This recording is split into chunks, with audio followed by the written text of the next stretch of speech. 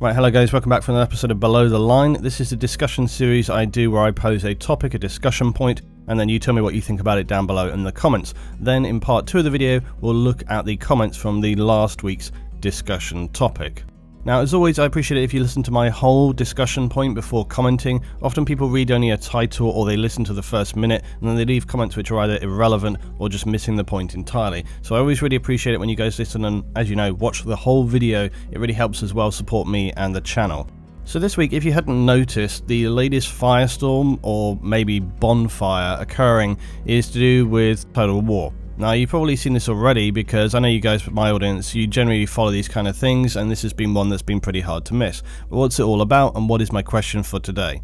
Well, the question of the day is, how much should a developer be able to shift the game's tone and I guess overall premise post-release? Now, that's a pretty broad question to ask, and it's also very subjective, but I would be interested in what your thoughts are. It's also pretty noteworthy that without even looking, I'm sure that in the terms of service for nearly all games, the devs are going to be reserving the right to make any changes that they see fit post-release, because after all, their product, they own it. I'm not even sure whether that actually has to be in the terms of service, because if it's kind of, if it's their copyright, if it's their IP, then they basically own it, so they can do whatever they want with it.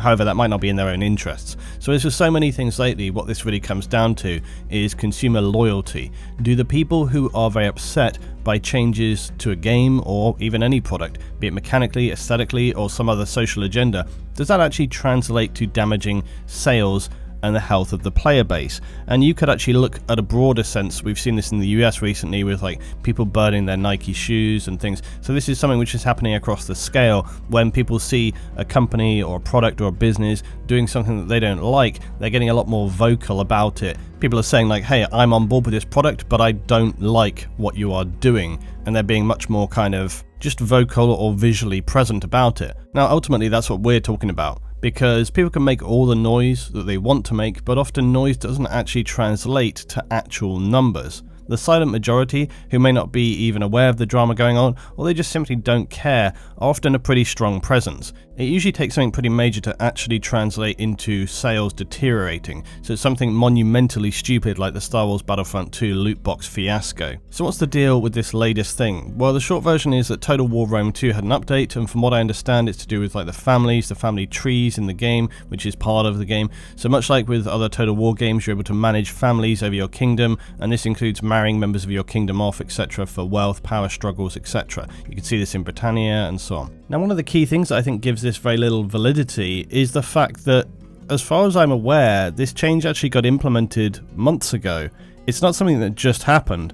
So it seems kind of weird that people are suddenly freaking out about something which has actually been into the game for quite a while. So this change has basically led to you being able to, in specific circumstances, recruit through marriage or whatever, female generals for your armies, basically. And this is what's caused the firestorm this week, as with so many things lately, it's being accused of historical inaccuracy, or the other one of bringing in an agenda that players just don't want to have to deal with, or they don't like, or whatever. It must be difficult for a developer to decide when a section of the player base react with so much passion, let's say, to decide how to deal with this. Because for starters, are these people even actually the players of the game, or are they simply people who have just been whipped up to go from one of these things to the next one? Now, Creative Assembly, after a mass downvoting of the game on Steam, decided to shut down conversation there, and even at one point apparently those negative reviews actually disappeared from the game but then reappeared later on. Now, many people have said that this feels very similar to when EA said about Battlefield 5 that people could essentially just stick it,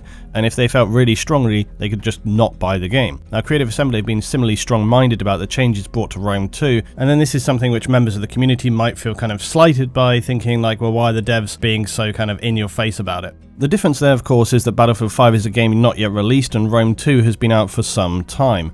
Now, we could get into the semantics of should people be outraged by women being generals in a historical game, etc, etc, but for me personally, whilst I don't care that much about it, I do get pretty sick of the whole, now we have to have gender equality in all roles, even if it's a game which is meant to have some veil of history about it. I really don't understand why you would feel that needed to be something that you had to inaccurately represent. And there are many games where female characters are the only option, but I don't suddenly feel shocked that they're my only choice. I don't feel like I need to have a male character there. So why is it now that so many games suddenly feel like they need to inject female characters into the game? Now, there have been female military leaders in the past when you think famously of those like Boudica of the Iceni or Artemisia commanding some of the Persian naval forces, but these figures though are very small in the grand scheme of things. But let's be pretty objective here if I can try to be.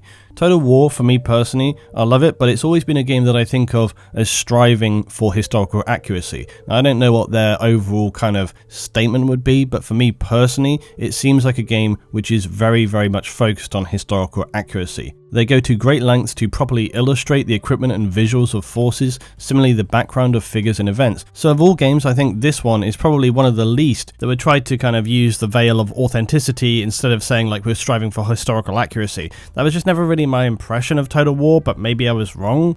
And seriously, I'm pretty sick of hearing that word at this point, authentic. It feels like a get out of jail free card right now for people who just want to say, look, whatever, we tried our best, but we really don't care ultimately if it's right or wrong, we're doing this and just stick it. And as I've said, and will continue to say, this isn't really anything I'm going to lose any sleep over. I really just don't care that much. It's not something that really bothers me whilst playing a game one way or the other. It's probably not something which would inform my purchase either. But I do think that, as many of you have said to me in the comments in the past, and specifically with relation to Battlefield 5, it does start to feel often with these things like it's more of a social agenda and less about any kind of real choice about what is going to actually be beneficial in a game. Much in the same way that you see people talking sometimes about having like a female James Bond, or yeah, there's even some people fear that in Games Workshop they're actually going to consider bringing female Space Marines to 40k, which some people out and out I'm sure would straight away be like, well, why shouldn't you? Because it's stated very, very specifically in the law that that is not a thing. You know, it's not like it's just like, oh, it's an option, but it never was before. No, it very specifically says that isn't something which can happen. So to be clear, both of those things are just really stupid concepts. I can't understand why anyone would try to make the argument there. And when it comes to these gender switches of traditionally male characters, I really never get why that's a thing. Because surely you just want to make a new character or a new franchise instead of usurping another role which is already established somehow. I just find that really weirdly jarring. Like, if you want to have like a new female character, make a new female character. I don't understand this thing where they kind of feel the need to sort of translate something which already exists. I just don't know why you would do that, because moreover, it just seems to annoy the shit out of people. I really don't understand why you would do that, where you could just start from scratch and have something that people get on board with. Why make it more difficult for yourself? But the biggest thing of all is, will any of this translate to actual sales or player-based numbers? And that's the real core. Because if it doesn't, then developers from there on are probably going to be just more willing to double down and say, this is our call, so suck it up. I'm not suggesting that's the right or wrong choice to make. I'm simply saying that if the amount of noise that has been made about Battlefield 5, or now this change in Total War, if you listen to the people who are very vocal about this, I regularly see those people saying things like, well, this is the last game that I'm going to buy from this dev, or I'm not going to be buying their next game. And that certainly is your choice as a consumer. But if you only constitute a small percentage of the overall player base, like a small percentage, that tough consumer decision might barely be noticed. On the other hand, if suddenly 50% or more of the sales disappear and the player base disintegrates, then maybe the devs are going to start to think maybe at least we should consult our players before we decide to forcibly implement a change to a game post-release. And let's be clear, products are not a democracy, but if a developer through any changes that shift the focus or maybe implement something which for whatever reason doesn't sit well with the player base, that's obviously a negative thing for them overall. But you would think that any business would have the pulse of its customers generally, and that's one part of what being a successful business is, understanding your audience and knowing what to deliver to them. There's plenty of other examples you could go to look at things like this where they have fallen flat and failed badly. Say the Ghostbusters reboot. You know, that movie was an absolute car crash train wreck. But why? The main reason was failing to understand the core audience. Yes, it was a film that you would sit, maybe not through, but some of it, with absolute stone-facedness. But the main thing there was that they fundamentally misunderstood the core audience. If you go back and look at the original Ghostbusters movie, there's a lot of sarcasm in that, there's a lot of cynical, kind of almost negative pessimism in there. That's what's funny about it. It's these guys who just don't give a shit and they're just trying to make a business. And the movie update, it was so far away from that. It was so completely disconnected. It was trying to just get on board a completely different audience. And that's quite an extreme example of so fundamentally misunderstanding your audience. But the core principle is the same. If you don't know or you don't care about the changes that you make to the audience that you're selling to, then ultimately that's going to do some damage. And you just have to be aware of that. Now, developers, maybe they just don't care about that, but it is something you need to be aware of. The core thing with the issues that we're seeing now is that we don't really know if it's going to translate. So in talking about that, let's talk about Battlefield 5 sales. Now, yes, Battlefield 5 sales have been reportedly very poor, but as I said previously, I really sincerely doubt this is to do with one issue. No matter what some people would want to have you believe, the Battlefield 5 sales for me are much more likely poor because of lagging consumer confidence in the Battlefield series and overall a distrust and a dislike of EA that seems to grow year on year, mainly because of their fundamental inability to understand that consumers don't like to get royally screwed over monetarily in games they play to relax and enjoy their leisure time with. Now, as I say, there's people that want you to believe that Battlefield 5 sales have been poor or the reception has been poor, mainly down to these social things. I fundamentally don't agree. I think that that is definitely a part of it, but it is not the only thing. I think the wider sense is that people felt very burned from Star Wars Battlefront 2 in looking at the way that was handled by EA, and then overall this flagging sense of Battlefield just becoming this grinding chaos fest. All of those things contribute. Like I say, nothing is ever black and white, it's grey. There's a lot of other things going on there. So time will tell and we will see how things will play out there. But currently we don't really have a major sense of any of these changes translating to anything. So we really need to see that before we can make any assessment of whether these kind of issues as and when they come up are just a lot of people making a lot of noise, or whether it's actually genuinely fracturing and damaging a player base. So as always, interested in your thoughts about this current issue with Total War, but really my question today is a wider one about how should developers gauge their audience post-release.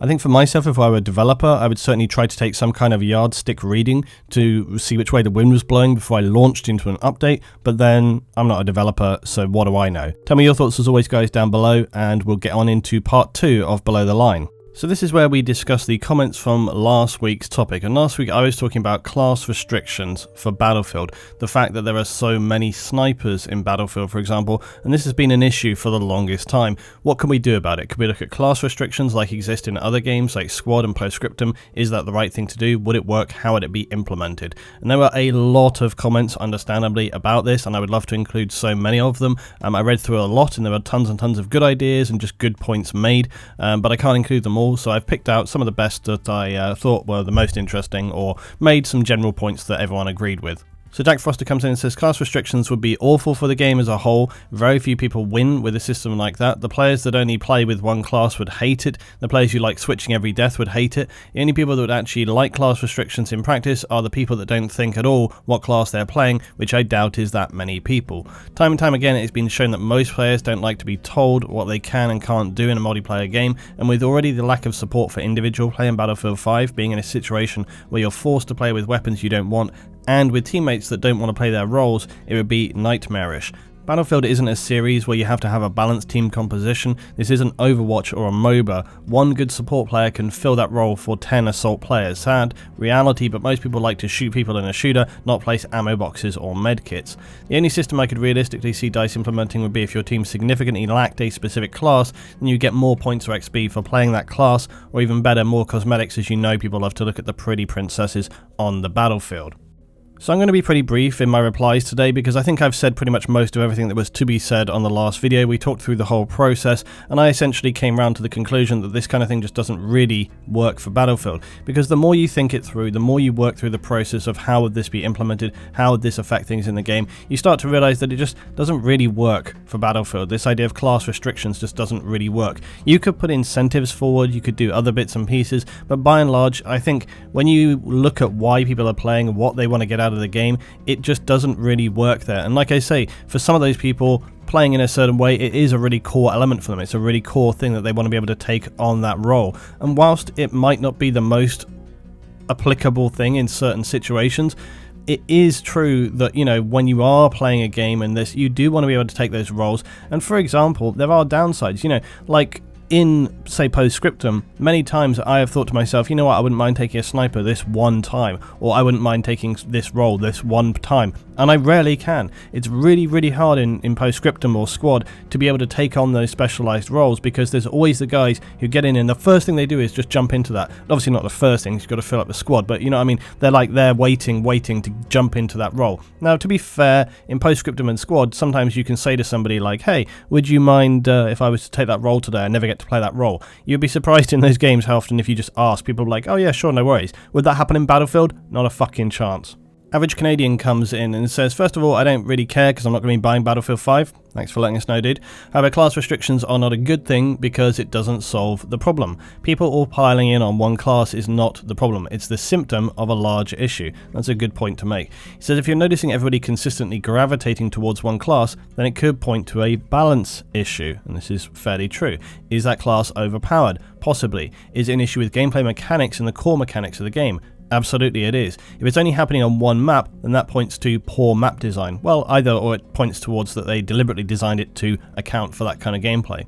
Class restrictions is only a band-aid solution to a much larger problem, and will result in people hopping between lobbies until they find one where they can play the class they want to play, which leads to lower player counts per match and more people leaving mid-game. Fixing the root issue would alleviate this and other problems, but as we've seen, EA doesn't care whatsoever for the consumer or the gameplay experience, so I'm not holding my breath. It really makes me sad that Battlefield has been so devolved over the years that it's now being called a fast-paced arcade shooter. Last time I checked, Call of Duty held that crown, and Battlefield was the thinking man's game. That was a long time ago. I'm blown away by how EA is treating their consumers and their game. Young A put it very well when he said EA doesn't sell games to consumers, they sell consumers to shareholders. Yeah, well, everybody knows this. He says, I hope that EA pulls their socks up in the next couple of years. Yeah, no. Goes back to their roots and truly delivers the game that their core player base wants. They said that Battlefield 5 was supposed to be the World War II game that EA's fans want. That statement is more or less objectively false. The problem is that they're moving towards arcade, fast-paced, COD-style games, well, they have been forever. He says they're alienating the core audience of players like myself that have been playing since Battlefield 1942 in exchange for the casual player base coming over from other games, and in the process, Battlefield is warping into something that I don't want to play. Now, there's nothing particularly surprising to anybody who's been in the community about this. I mean, it basically goes to the core of what I was talking about in my video, talking about the real problem with Battlefield the other day, where I was talking about this change in the community and the change in the style and the sort of movement of direction sideways in terms of Battlefield as a franchise from those older titles. It was funny, actually. I did have one guy calling out, he was like, you must have never played those games because that's not how I remember it. Yeah, really, it's kind of like what I said, you know, whenever you talk about these things, there's always these people who come out the walls and be like, it's not like that, it was always like this, blah blah blah. Yeah, I'm not so sure, because actually when you look through the comments you find a lot of people who are agreeing and saying, yeah, this is 100% spot on, this is exactly how it was. And it's true. It's like, look, nobody's putting their head in the sand, alright? You know, back in the days of playing Battlefield 2, of course you were going to have some rounds which were kind of, you know, fast-paced, chaotic mess. But that's just kind of the nature of FPS games. Like, sometimes you're going to have rounds that go like that. But as I have repeatedly tried to illustrate over and over again, it's not about saying ostensibly like it was always like this all the time. You know, when you talk about things being different then and now, you're not saying like, hey, back in the day it was like hardcore team play, non-stop, 24/7, you know, serious face on board, full-on milsim. No, of course not. It's just simply saying that there has been a shift from how things were to a different vibe with the game. That's all. It's just saying that things have moved in a different way and the community has changed and expanded, and you know, yeah, the people that you would consider kind of like core Battlefield veterans over time now feel less inclined to play because of the way that things have gone. It's not a very complicated thing to understand. It's fairly straightforward and it's more subtle. It's not like people love to put things in terms of black and white because that's so simplistic and so easy to argue a point. It's like me saying, well, the game was serious then and it's arcade now, or people saying, well, it was arcade then and it's arcade now. Well, you know, you can't just put it in terms of like that. So you can't put it in terms of zeros and ones. The whole thing is much more subtle. You know, it's not like saying, you can't just out and out say that it was one thing then and one thing now. You can't. So basically, all we're saying is that there was more of a sense of team play back then than there is now. That's all. It's pretty straightforward.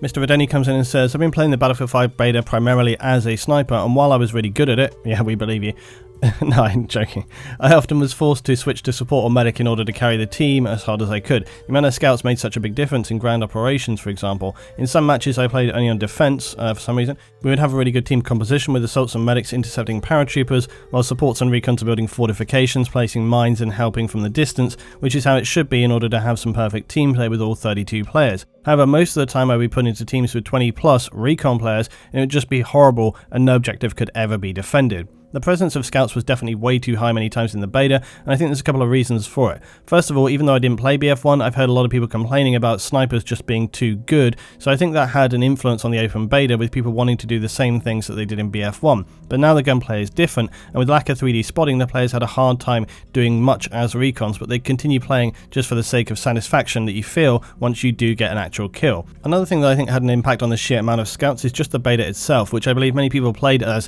if it was a limited time free to play, kind of like a free weekend, instead of an actual test, so the more casual players would just pick scout, get some 6 snipes and be done with it. Last but not least, I believe the attrition system was a big reason for people wanting to pick scout over other classes. With the default 2 mags, which is 20 rounds with the Lee Enfield, people felt like they could do more than they could with 2 mags as any other class.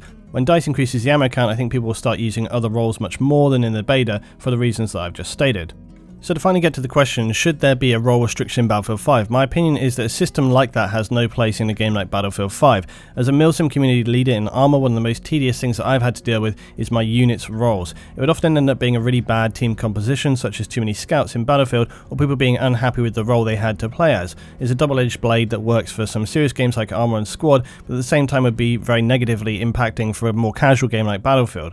I'd imagine many people who are more casual would just be put off by being forced to play a certain role they may not like because they joined a match late and had to be, and he says, to be honest, I'd feel the same way. To summarise, I think DICE and all of us should wait for post-release before we even start thinking about talking about role restrictions. There are many changes coming that are going to impact what roles are played, and for now, I think it's just a waiting game. If the issue persists a couple of months down the line, then they should start thinking about something, but right now I think it's way too early to talk about it. He says, after writing this comment that I did buy BF1 and Premium for €5, I definitely understand why so many people wanted to try the sniper class in Battlefield 5. In BF1, they're just so good with very high damage, very fast bullets, and very low bullet drop.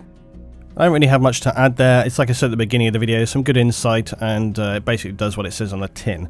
So Fox Warder says, it's been a while since I commented LT, a friend of mine just gifted me BF1 when it went on sale, and I do still hate the game, but otherwise I pretty much left Battlefield behind. That said, I really enjoyed Battlefield 5's beta, and I'm cautiously optimistic. This is something I heard from a lot of people saying that they didn't like BF1, they hadn't played for a while of Battlefield, but they got in the beta and actually really enjoyed it. So it's kind of interesting, isn't it? He says, I realise that this is probably a bit late for you to include. Nope, it's fine. He says, my idea, during the Battlefield 4 CTE era, I was quite active in trying to sort things out with team play on the forums. As your previous video points out, that didn't go anywhere. However, I have an idea from that period I'd like to bring up as an alternative to class restrictions. In fact, it would work even better in Battlefield 5. He says, I want to treat sniper rifles like vehicles. Controversial opinion there, Fox.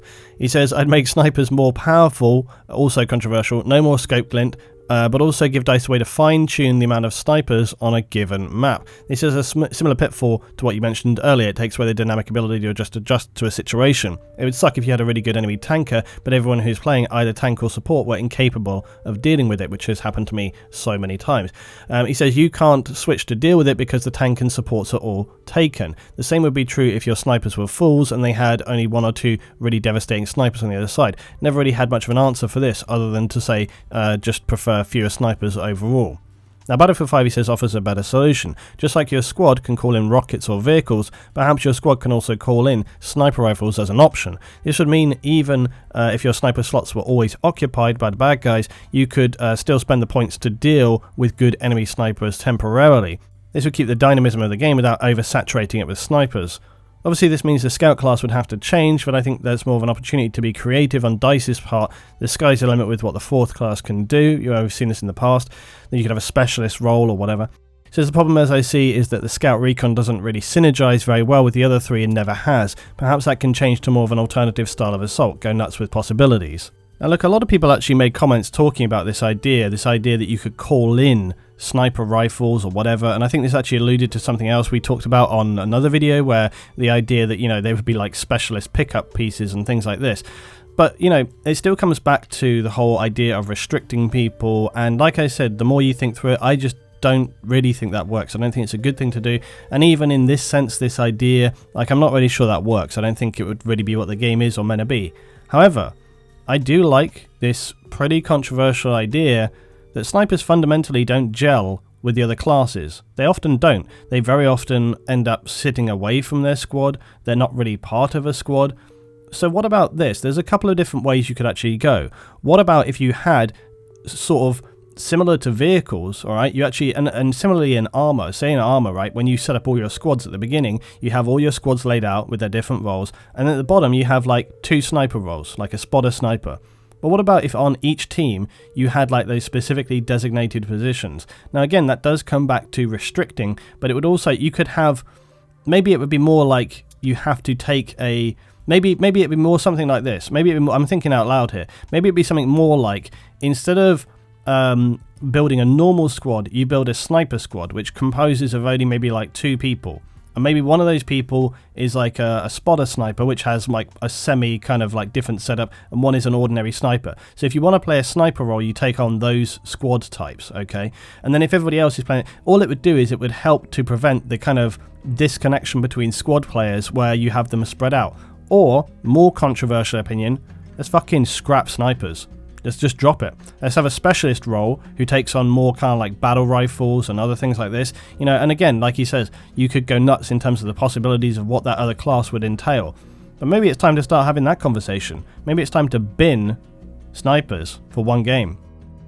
Now, I'm pretty sure that will never happen. But I'd be interested to talk about it. I'd be interested to think about what that would mean for the mechanics and the gameplay and the, you know, the dynamics and the flow and the tactical possibilities of the game. I'm happy to discuss anything. I think it would be an interesting discussion to have. People could freak out and literally lose their shit, but, you know, we're just talking here. Merrill comes in and says, well, I don't think there's any good way to do this. You're not going to be able to force or control a team structure in public matches without a quota system. It's not automatically about winning and getting forced to play a class you hate because it's what the team needs. It's not good in a community that's already toxic. Harsh. You want to make an already iffy community into the next League of Legends, put in a quota, force limits on classes, make players choose between having fun and winning. This is a problem that haunts other games like Team Fortress and Overwatch. Does it though? Don't bring it to Battlefield. Let people play what they want to play, balance the classes so they're all viable. As for the scouts and snipers or whatever the favourite class of beta was, it's that way because it's viable that way. It's fun to play those classes. The imbalance in the class count is an imbalance in the game. This actually brings me back to something that Levelcap said to me before, which is that, you know, his point of view is that if something is mechanically able to, or if it's a certain balancing issue in a game, then people are going to identify it and they're going to do it. And it's down to the game to balance that out. So when people are talking about there's too many snipers, what they're suggesting is, well, you know, you should just balance it up. You should just make it so that people slightly less want to be a sniper. It doesn't mean about bringing down the hammer on people that want to play sniper, but it does mean to just kind of maybe make some tweaks to the gameplay, the mechanics that make people realize like, meh, you know, I'm really sucking here. Although, to be honest, that never seems to phase any snipers. And instead make people kind of maybe feel more drawn to the other classes. Daniel Blewett comes in and says, just subscribed after seeing a video, surprised never heard of you. I get that all the time. Been playing since 1942 as a kid, and Battlefield is probably my biggest franchise, played all of them. My opinion of the snipers issue is that it's much more akin to the Spec Ops class in Battlefield 2. It's a good point. And I think they should embrace a different interpretation of Recon class. Yeah, kind of like what I was saying earlier on. So I think it should function more like a carbine-equipped, explosive-laden special forces role, which is really what a Recon is. The function of it should be to run around a bit autonomously and spot things and put bombs on things without being seen. This would be so good. I don't know why they haven't attempted to do this. He says, I think that sniper rifles should be rare pickups or something, kind of like the elite classes in BF1, so that virtually no one is actually sniping. I've heard this from quite a few people. And he says, what you have instead is more of a marksman class like the assault or medic with the Guerrero. He says, I think snipers don't fill a particularly essential role in the Battlefield series. Even talented ones are more of a nuisance than anything. And he says, as you said in the other video, they're often easily avoided. They are easily avoided, even the hard ones. You're just like, oh, there's a sniper over there, A. Just try to avoid A. And you just try to stay out of line of sight. It's not that fucking hard. And he says, make it so that the Recon class has the best spotting, but a range disadvantage, if anything, with more carbine weapons and SMGs, potentially even silenced. In this way, snipers become as rare as they should really be, without simply allowing unskilled players to hog all the classes. I guess the only trouble with that is if you go in a kind of Spec Ops stealth silenced option for kind of like flanking, getting around behind people, suddenly everybody thinks they're Solid Snake, and it's going to become, you know, a nightmare of people like stealthing up on you and so on and so on. So you can't win either way. However, this would be an interesting direction to take, and I really like this idea. I think it was worth more of a conversation, but no doubt people that love snipers are going to be like literally having their toys out of the pram and foaming at the mouth. So last for the day is Pointed Gaming, who says a bad scout player won't just become a better player by changing class, aka how many scouts minimize shots to only the ones they know that will kill and utilize the time instead of missing shots, providing appropriate vision for the rest of the players using the spotting thing, can't remember what it's called. A scout's major role is to spot players running into or to the objective, finding a hidden spot to provide vision. Now this goes to the core. The reason I include this is it goes to the core of one of the things that I've said many times before. And I don't mean this to be a condescending arsehole, and I don't mean this to be like I'm the best player in the world either, but it's literally just quite simply a very obvious fact that a lot of people that take on the scout role are shit. And I don't mean that to sound really like arsey, but it just is the fact. I mean, we've seen it. So many of my live streams, you're running across an area and all you can hear is like and after a while you're just like, look, fuck off. Like, I don't even care that I'm not getting hit. I'm just sick of hearing it everywhere you go. Just like, for Christ's sake, can you please get good at aiming? Like, it's unbearable. Like, I'm not the best player, but fuck me. Seriously, do you know what I mean? It just gets annoying. And so this leads me towards something else, which I'll probably talk about more on another video. I think, if I remember to. I think I'll talk about it in another video rather than get into it heavily now, because like I said, I didn't want to get into any really long-winded discussions, because you know how I love that. But I think I'll talk about it on a specific separate video, maybe in a more generalized way. So I'll try to write that down so I don't forget right now. But anyway, yeah, it's a good point to make, and I think this is the general point as well, that a lot of it does come down to skill, and in many ways, it's not even a problem. Here's the thing. It's not even a problem that people playing scouts are like a really major issue in terms of they're ruining the other team. That's really not the case. More often the case is these people who take scout are shit at being scout. And if they were to take a role which put them in a more close range to the other team, more weapons where they're able to like fire a lot more rounds, and so there's a bit more chance of doing more damage, they'd probably be generally more helpful. It's like a bad player is a bad player, but if you're closer range and you've got a fully automatic weapon, you're probably going to do better than long range with a bolt action weapon. Do you know what I mean? Which does lead you towards this conversation about, do we want to have a more specialized kind of spec ops role come back in there? Why don't we start to have more roles akin to Battlefield 2? Why are we stuck in this kind of 4-class role? Why can't we have 5 classes? There's all these conversations to happen. Every time we get a new Battlefield game, it's versions on a theme rather than really pushing the envelope and thinking outside of the box. So maybe there's some conversations to be had there as well.